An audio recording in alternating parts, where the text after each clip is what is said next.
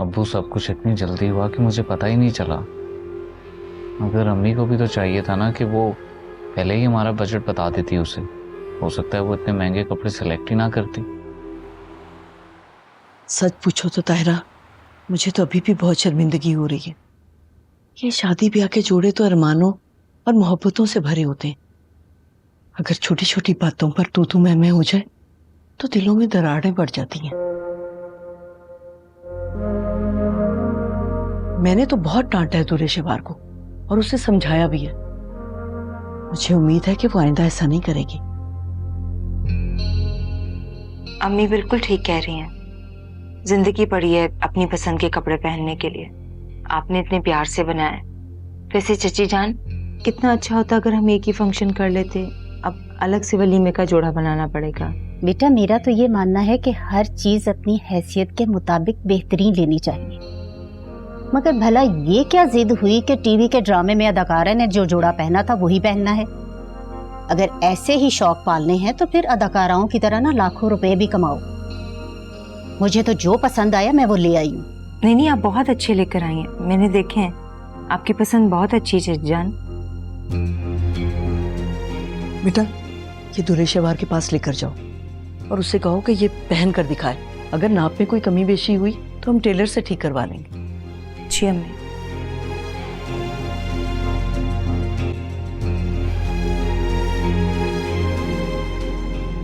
दरअसल बच्चियों को शौक होता है ना अपनी शादी के जोड़े का।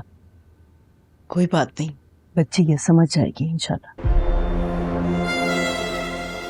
समझ ही ना जाए कहीं।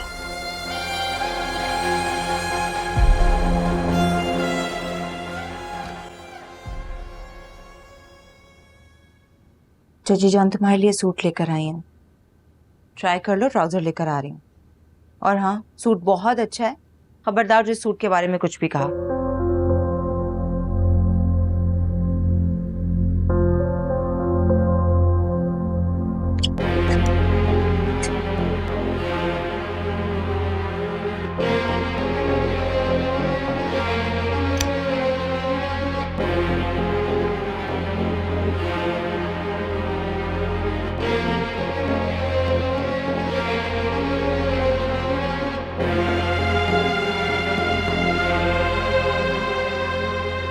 ये तो फटा है।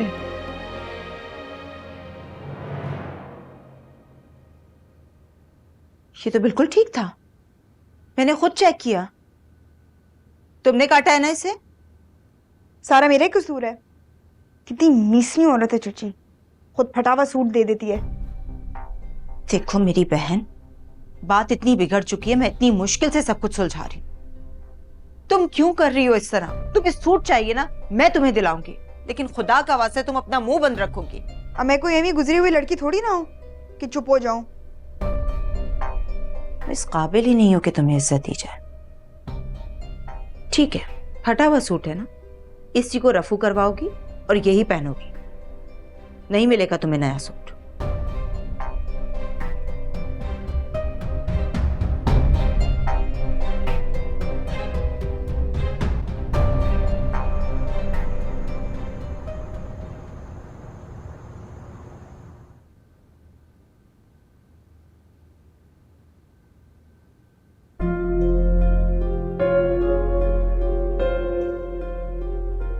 तुम दोनों के बीच में कोई बात हुई है क्या? नहीं। दूरे शिवार ने फिर कोई कारनामा असर अंजाम दिया? क्या मतलब? जिसको देखो मुझे कटहरे में खड़ा कर देता है। एक ही दफा फांसी पे चढ़ा दे।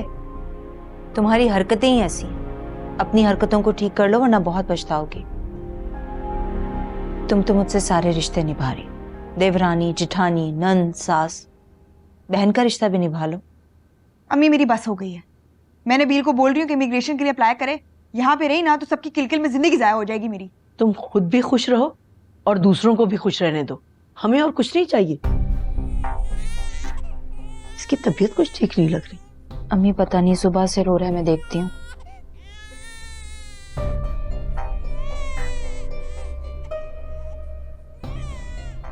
अरे ये क्या बदतमीजी है? इधर तमीज के साथ खाओ, सबको झूठा खिलाओगी अपना। सारी जिंदगी होगी तमीज सिखाते हुए, लेकिन ना तुम्हें अकल आई है और ना तमीज। जाहिल। सॉरी की लगती।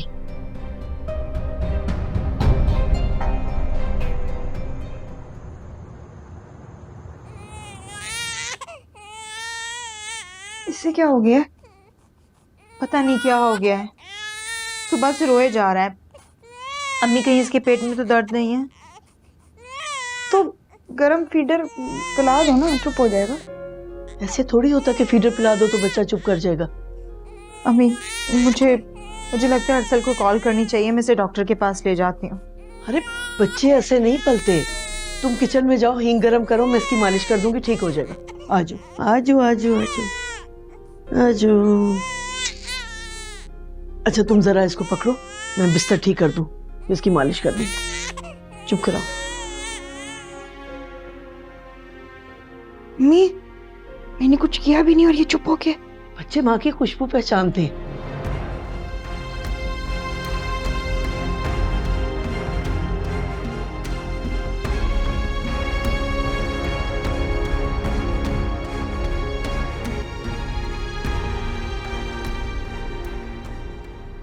मेरी तो एक लम्हे को जान निकल गई थी। वो तो शुक्र है कि नबील ने सही से सुना नहीं, वरना। तुमने बताया क्यों नहीं कि नबीला आया हुआ है? वो तो आता जाता रहता है, अब क्या दफा ढिंढोरा पीटूं कि वो आया है। और वैसे भी उसने कहा था कि मैं पूछूं सबसे कि अगर किसी को किसी चीज की जरूरत है कि नहीं। बस अब जल्दी से इसकी शादी हो और ये अपने घर जाए। जाओ अपने कमरे में, जाके वहां आराम करो। Good night.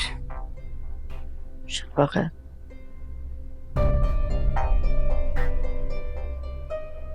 एक बात याद रखिएगा अम्मी, रोहान की मां सिर्फ मैं हूं, सिर्फ मैं।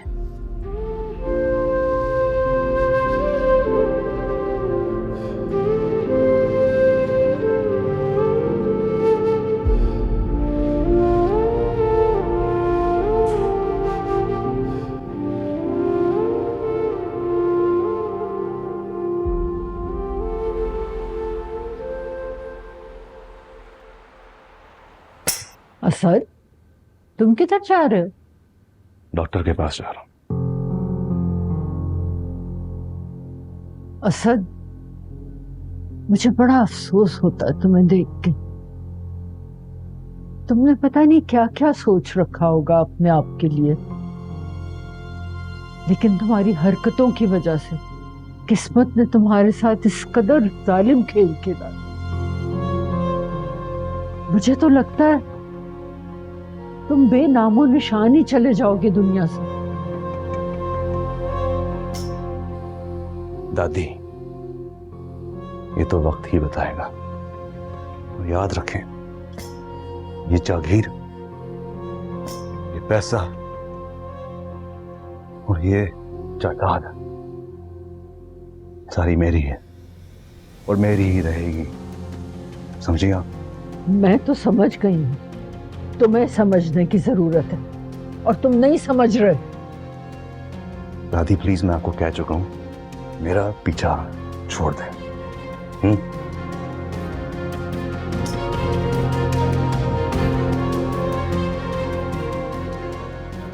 क्या करूं मैं इस लड़के का?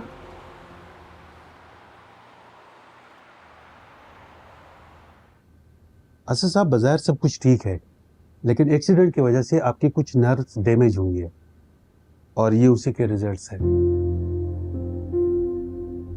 डॉक्टर साहब कुछ बताएं, कुछ सर्जरी, कोई मेडिसिन, कोई प्रोसीजर, कुछ तो बताएं डॉक्टर साहब। पाकिस्तान के किसी भी हिस्से में, दुनिया के किसी भी हिस्से में आप जहां कहेंगे मैं वहां जाकर कंसल्ट करवा लूंगा। देखिए, मैं आपको कोई झूठी उम्मीद नहीं दिलाऊंगा।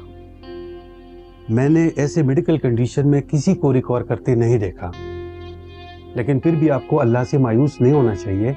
और फिर साइंस जिस तेजी से तरक्की कर रही है, तो उम्मीद है कि कोई जल्द प्रोसीजर आ जाए। तो तब तक क्या करूं मैं?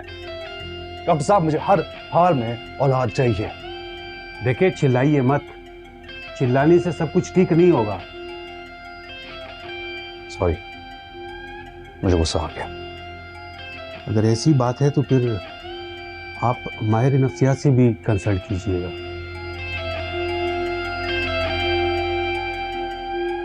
रबिश, अपने फजूल मशवरे अपने पास रखें, समझे?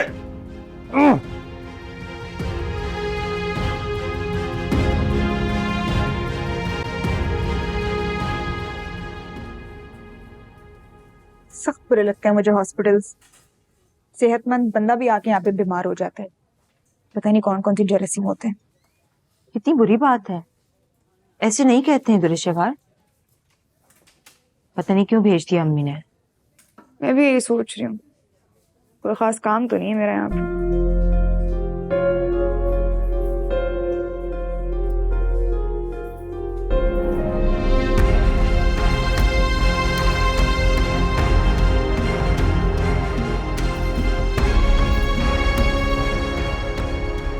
कहाँ जा रही हो? वो असद है, मुझे इससे मिलना है। कोई जरूरत नहीं है। भूल गई लास्ट टाइम क्या सलूक किया था उसने तुम्हारे साथ? मुझे उस बेइज्जती का बदला लेना है। कोई फायदा नहीं। ये वो जानवर है जो पलटकर तुम पर फिर हमला करेगा, और इस बार तो शायद तुम्हें जिंदा भी ना छोड़े। बस तुम अल्लाह पे छोड़ दो।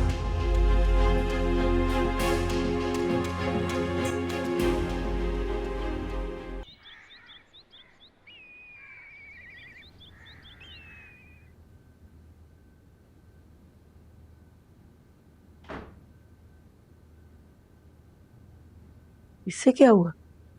मलका आलिया का मुंह क्यों सूजा हुआ? मलका आलिया भी कह रही हैं और वजह भी पूछ रही हैं। का तो मूड हमेशा ही बना रहता है। तुम्हारे साथ हॉस्पिटल जो भेज दिया इसलिए मुंह बना हुआ है। उसने असद को देखा है हॉस्पिटल में।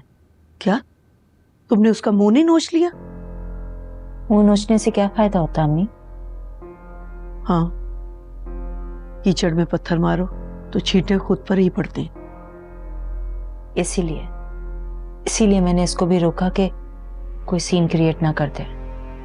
बस ये दिन जल्दी से गुजर जाए और ये सुकून से अपने घर चली जाए। मुझे नहीं लगता ये वहां भी सुकून से रहेगी।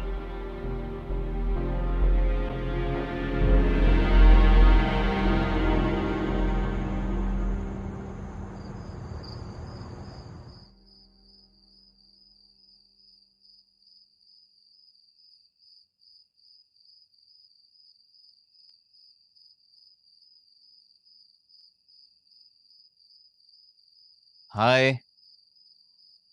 हाय। रूहान का क्या हाल है? बेहतर है। कभी मेरा भी हाल पूछ लिया करो। तुम भी बता दो, तुम कैसी हो? ठीक हूँ, बस थोड़ी सी भूख लगी है, कुछ खाना ही मंगवा दो। कब नहीं लगी होती?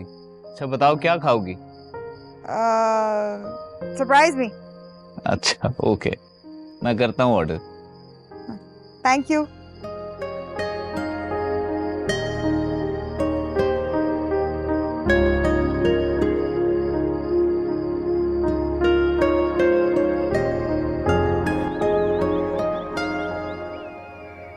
तो डरी गई थी।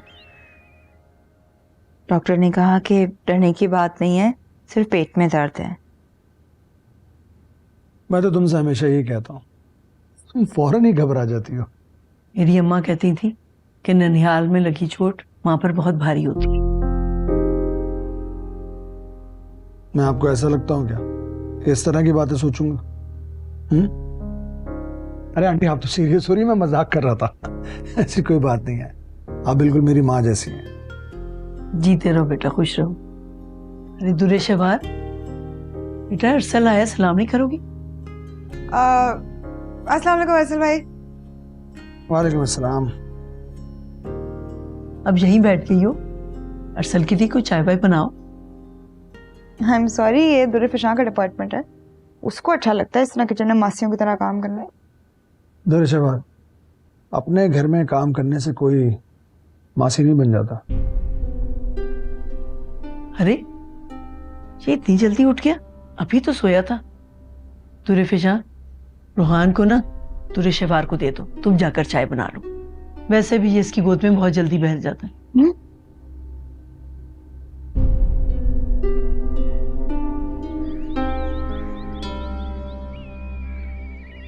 अच्छा, तो शादी की तैयारियां कहाँ तक पहुंची? शादी की तैयारियां के खत्म होने का नाम ही नहीं ले रही। रोज बाजारों के चक्कर लग रहे हैं। लगता है तुम्हारी बहन के नखरे खत्म होने का नाम नहीं ले रहे। अब तो ठीक होती जा रही है। वो समझ गई है कि उसे ठीक होना है। शादी जो होने वाली है उसकी।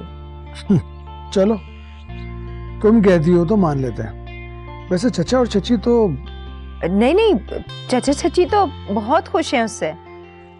बल्कि चची और दुरे शेवार के बीच में तो अब ऐसा रिश्ता बन गया है कि सास बहू नहीं लगती, सहेलियां लगती हैं। दोनों एक दूसरे की मर्जी के बगैर अब तो कोई काम ही नहीं करती।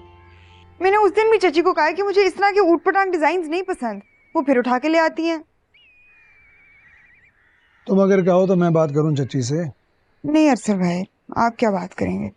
शादी मेरी हो रही है और मैं जिस चीज के ऊपर हाथ रखती हूँ ना, मुझे एक ही चीज सुनने के लिए मिलती है, बहुत महंगी है, कुछ और ले लो।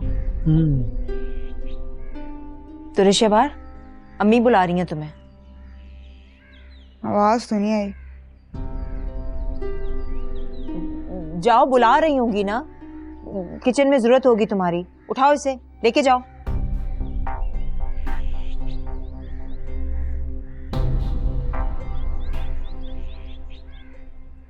ऐसे एक बात कहूं तुमसे,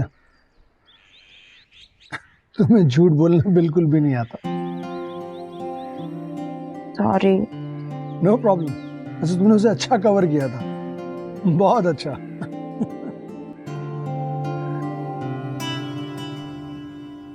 आजकल इलेक्शन के दिन है, लेकिन हर कोई तुम्हें डिस्कस कर रहा, तुम्हारे बारे में बात कर रहा।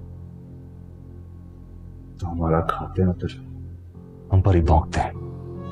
हर कोई अपने नसीब का खाता है। तुमने सुना है ना वो कहावत, बाअदब बानसीब, बेअदब बदनसीब।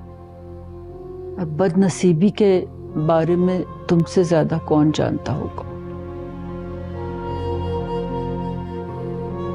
दादी, मेरी औलाद इस घर में जरूर आएगी इंशाअल्लाह। और मैं आपकी किसी बात को कामयाब नहीं होने दूंगा।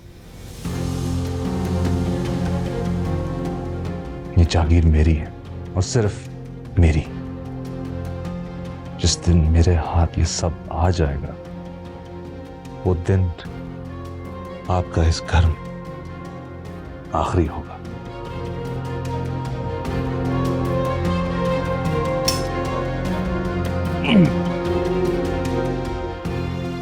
दुनिया के बेहतरीन डॉक्टर्स पर जाऊंगा दादी, लेकिन हार नहीं मानूंगा।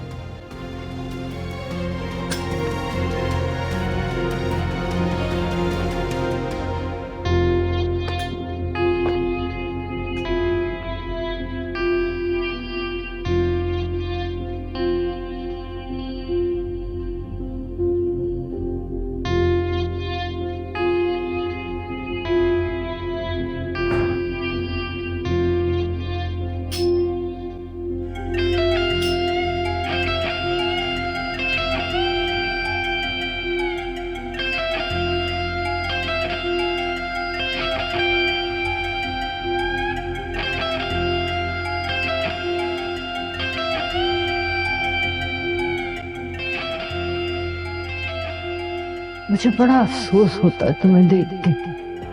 तुमने पता नहीं क्या क्या सोच रखा होगा अपने आप के लिए, लेकिन तुम्हारी हरकतों की वजह से किस्मत ने तुम्हारे साथ इस कदर जालिम खेल खेला। मुझे तो लगता है तुम बेनामो निशान ही चले जाओगे दुनिया से।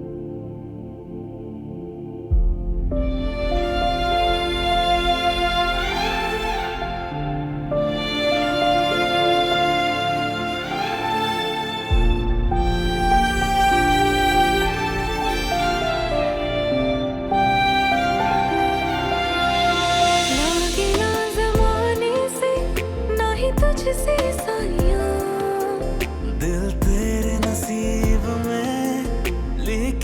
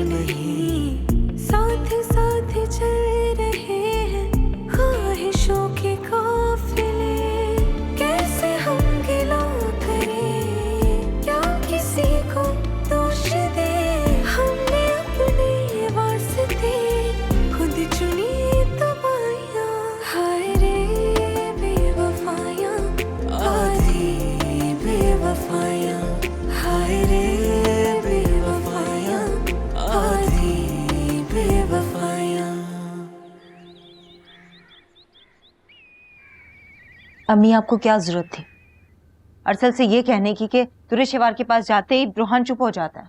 अगर उन्हें शक हो गया तो? कोई शक नहीं हुआ किसी को। और क्या हो गया अगर बच्चा फैमिली के किसी और फर्द के साथ ज्यादा अटैच्ड है? हाँ, है वो खाला से ज्यादा अटैच्ड। हाँ तो और क्या, और मैं ऐसा क्यों चाहूंगी कि अरसल को कोई शक हो? क्योंकि मैंने झूठ बोला है अम्मी, धोखा दिया है। मेरे झूठ की वजह से हर वक्त मुझे खौफ रहता है कि कभी भी मेरा राज खुल जाएगा। आपको अंदाजा नहीं अम्मी, इस बात के साथ मैं दिन रात कैसे जीती हूँ। कुछ नहीं होगा, ये मेरा वादा है तुमसे। अभी तक कुछ हुआ है? नहीं ना, आगे भी नहीं होगा। रिलैक्स। ये जो धोखा होता है ना, ये जहां से चलता है पलटकर वहीं आकर रुकता है। अच्छा बस करो तुम दोनों, जैसा कहोगी ना फिर वैसा ही होगा। और आज के बाद मैं इस घर में ये टॉपिक ना सुनूं, समझ गई तुम दोनों? अम्मी! बेटा क्या हुआ? ठीक है, जल्दी आए, जल्दी हुआ क्या है? अरे आए तो सही ना, आए तो सही। बैठे बैठे। हाँ आप दोनों के लिए बहुत बड़ी खुशखबरी है, पहले मुंह मीठा कर ले। क्या हुआ बेटा, की लॉटरी निकल आई है? अबू लॉटरी से कम भी नहीं है। जो कंपनी में मुझे प्रमोशन मिलनी थी वो मुझे मिल गई है, और कंपनी ने मुझे एक नई गाड़ी भी दी है। really? अल्हम्दुलिल्लाह, बहुत बहुत मुबारक हो बेटा। अल्लाह नसीब अच्छे करे, लाखों खुशियां देखनी नसीब हो। ये आने वाली का नसीब है, अभी वो आई नहीं है और इसके दरवाजे खुलना शुरू हो गए। अबू आप बिल्कुल ठीक कह रहे हैं। जैसे हम तो अपनी औलाद के लिए दुआ ही नहीं करते ना बेटा, ये सब सिर्फ मेरी दुआ का नतीजा है। अम्मी भला आपकी दुआओं के बगैर कुछ हो भी सकता है क्या? अच्छा, यही खड़े खड़े हमारा मुंह मीठा करोगे या अपनी गाड़ी का दीदार भी करवाओगे? ऐसा करो, मिठाई नीचे लेके जाओ, ये खुशखबरी खुद उनको सुनाओ। वापस आओ, फिर तुम्हारी गाड़ी में एक चक्कर लगाते हैं। मैंने ठीक है ना बेगम? आपने पहले कभी कुछ गलत कहा है जो अब कहेंगे? तुम खड़े रहोगे या जाओगे? नहीं नहीं, मैं लेके जाता हूँ नीचे और फिर मैं आता हूँ, तो फिर हम चलते हैं। ओके। बेगम, खुशी का मौका है, खुश हो जाओ। क्या करूं बताएं? क्या कह रहे थे आप? बड़े नसीबों वाली है, आई बड़ी नसीबों वाली है।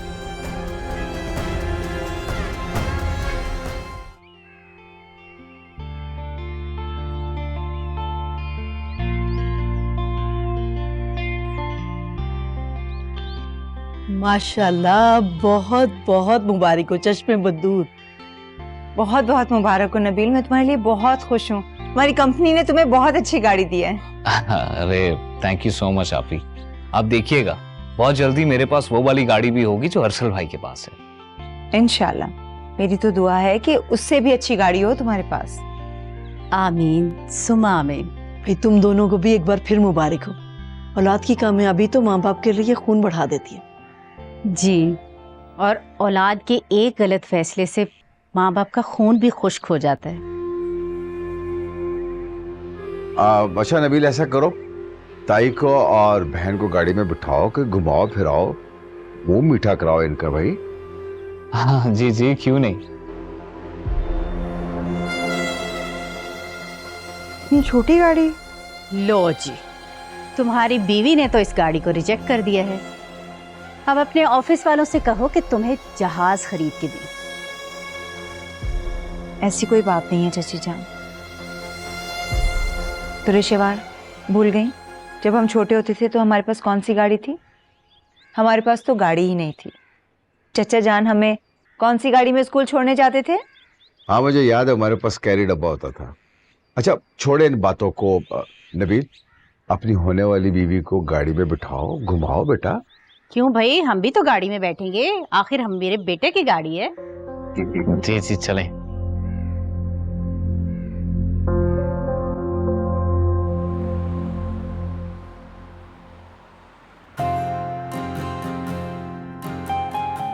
वैसे नई गाड़ी की बात ही अलग है। प्लीज एसी ऑन कर दो, मेरा दम घुट रहा है। शायद गाड़ी छोटी और लोग ज्यादा हैं इस वजह से।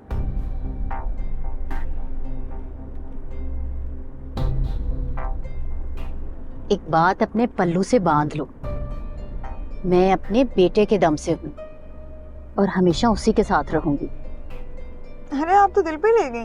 अब तुम्हारे दिल से निकली है तो मेरे दिल में तो उतरेगी ना। मेरा ख्याल है कि हम किसी अच्छी सी जगह जाके आइसक्रीम खाते हैं। हाँ, आइडिया अच्छा है, चलो। प्लीज पहले मुझे घर ड्रॉप कर दें, उसके बाद आप लोगों ने जहाँ जाने चले जाएं। थोड़ी देर की बात है बेटा, क्या हुआ? भाई शादी वाला घर है, ढेरों काम है। मैंने तो टेलर को भी घर बुलाया हुआ है, फिर बाद में मुझे बाजार भी जाना है। ऐसा करो, हमें ड्रॉप कर दो और तुम दोनों बाहर से आना। जी ठीक है।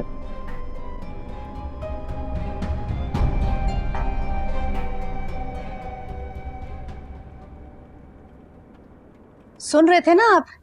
मैडम का छोटी गाड़ी में दम घुट रहा था, सांस नहीं आ रही थी उसे।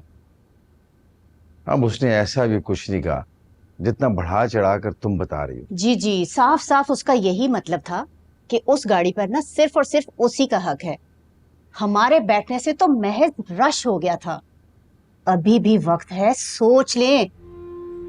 इतने छोटे दिल की लड़कियां ना घर नहीं बसाया करती।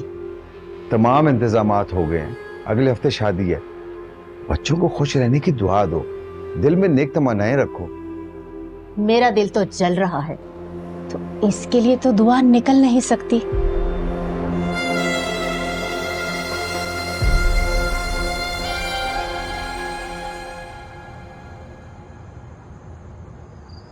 हम इतने दिनों के बाद मिले और मुझे इतना बुरा लगा कि तुमने रेस्टोरेंट में कुछ खाया ही नहीं। मेरा कुछ खाने का दिल ही नहीं चाह रहा था। इनफैक्ट मेरा तो बाहर आने का भी दिल नहीं चाह रहा था। वो अम्मी और दुनिफिशा ने थोड़ी सी घूरियां कराई तो मैंने कहा चले जाना साथ मुनासिब है। पता एक बात बताऊं, तुम्हारी यही वाली अदाएं ना मुझे बिल्कुल पागल कर देती हैं। हालांकि कभी कभार तुम बहुत सख्त बातें भी कर जाती हो, पर मुझे फर्क नहीं पड़ता उनसे भी। पता है तुम उन लोगों में से हो जिनको फूल तो बहुत पसंद है लेकिन कांटे नहीं। लेकिन ये तुम भूल जाते हो कि कांटे भी फूलों का हिस्सा ही होते हैं। वैसे काफी समझदार हो तुम। और हाँ, फिक्र ना करो, अभी कंपनी ने छोटी सी गाड़ी दी है, कल को बड़ी गाड़ी देंगे और फिर उससे भी बड़ी। अभी 8 साल बाद जाके छोटी गाड़ी मिली है, इतनी मेहनत के बाद। फिर मजीद 10 साल बाद तुम्हें बड़ी गाड़ी मिलेगी। इतना टाइम जाया। तो तुम एक काम करो, तुम कहीं बाहर क्यों नहीं अप्लाई करते किसी फॉरेन कंट्री में? अरे तुम कैसी बातें कर रही हो? मैं अपने माँ बाप का इकलौता बेटा हूँ, उनको छोड़ के मैं कैसे जा सकता हूँ? मुझे पता था ये जवाब दोगे।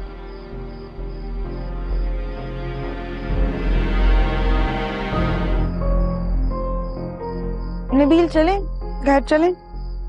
अरे अभी तो आके बैठे हैं यहाँ पे, थोड़ी देर बैठते हैं ना, क्या मसला है? बस ऐसे ही अनकंफर्टेबल हो। चले। अनकंफर्टेबल?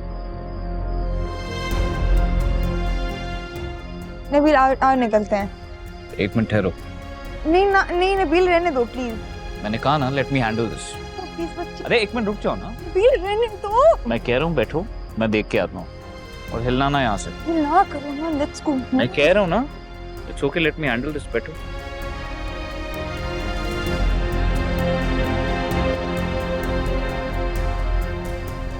कोई मसला है क्या? नहीं तो फिर इधर इशारे क्यों कर रहे हो? घर में माँ बहन नहीं है तुम्हारे क्या? किसने की? नहीं। तुमने इशारा नहीं किया? क्या कर रहे हो? नहीं। बताओ मैं तुम्हें, हैं? बताओ मैं तुम्हें। नबील ना करो, चलो।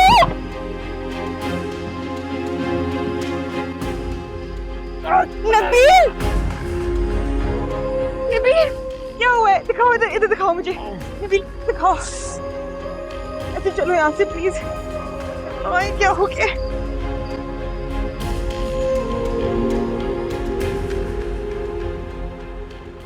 बेटा क्या जरूरत थी तुम्हें उन उबाशों से उलझने की? अगर तुम्हें कुछ हो जाता तो? अल्लाह हदायत है उन लोगों को। बेटा ऐसे वक्त में ना उलझते नहीं है, उन्हें जाने देते हैं। भाभी कम से कम आप तो हमदर्दी ना दिखाएं। ये सब कुछ आपकी बेटी की वजह से हुआ है। आपने हुलिया देखा है इसका? कैसे दुपट्टे के बगैर मेकअप की दुकान बने और वाहियात कपड़े पहने पहुंच जाती है। अब ऐसे में लोग इज्जत का तमाशा तो बनाएंगे ना। मेरे इसी हुलिया और चाल चलन के साथ आपके बेटे ने मुझे पसंद किया है। और चची प्लीज हर चीज का इल्जाम मेरे सर पे ना डाला करें। चचा देख रहे हैं आप, अभी तो शादी से पहले मेरे साथ ऐसा सलूक हो रहा है, शादी के बाद इनका बस ना चले मेरे पे तेल छिड़क के मुझे आग लगा दें।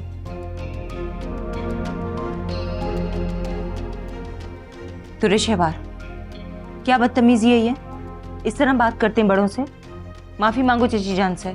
मैं क्यों माफी मांगू? बड़े बेशक अपने मुंह से अंगारे उगलते रहे, ये कहाँ का इंसाफ है? जी मैं उन लड़कियों में से बिल्कुल भी नहीं हूँ जिनके ऊपर आप फजूल में इल्जाम लगाती रही और वो खामोशी से सुनती रही। हाँ हाँ, मैं बहुत अच्छी तरह से जानती हूँ कि तुम्हारी जुबान के आगे तो खंदक है। बस बेटे की हालत देखो, अल्लाह का शुक्र अदा करे, अल्लाह ने इसकी जिंदगी बचाई और आप फजूल बातें लेकर बैठ गए। मेरा ख्याल में हमें चलना चाहिए। बहुत दुरुस्त ख्याल है आपका।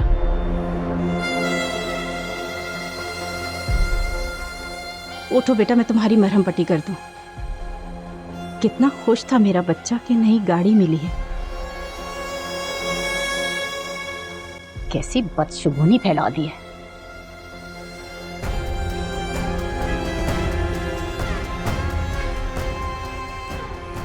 चलो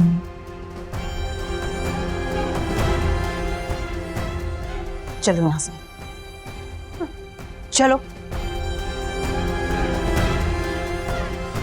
बेटा उठो ना, चलो मैं तुम्हारी पट्टी कर देती हूँ। अम्मी आप भी हद करती हैं।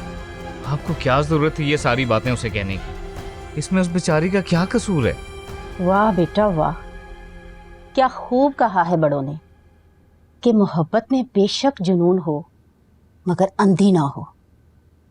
चलो उठो, आओ मेरे साथ। आप छोड़ दें, मैं अपनी पट्टी खुद कर लूंगा।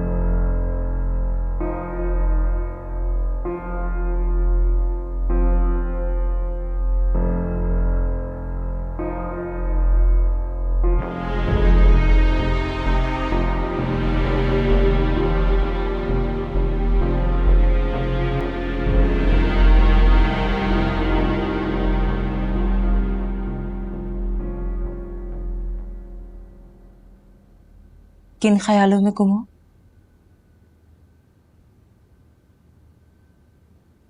कुछ नहीं, बस वो शाम वाला वाकया याद आ गया था। जिस तरह नबील मेरे लिए उन लड़कों से लड़ा, मुझे बहुत अच्छा लगा।